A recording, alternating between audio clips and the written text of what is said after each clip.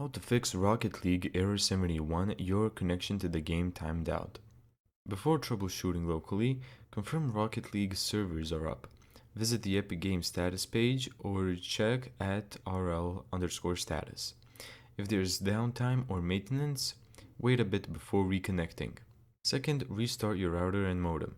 Unplug power for 2 to 3 minutes, plug it back in, then test again.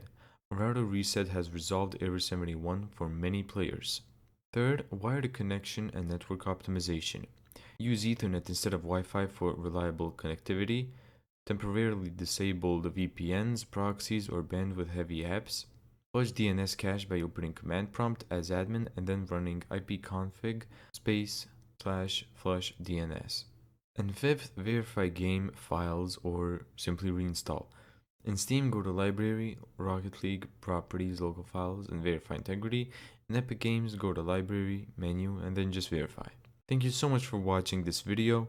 If you found this tutorial helpful, make sure to give it a thumbs up and subscribe. And as always, see you in the next video.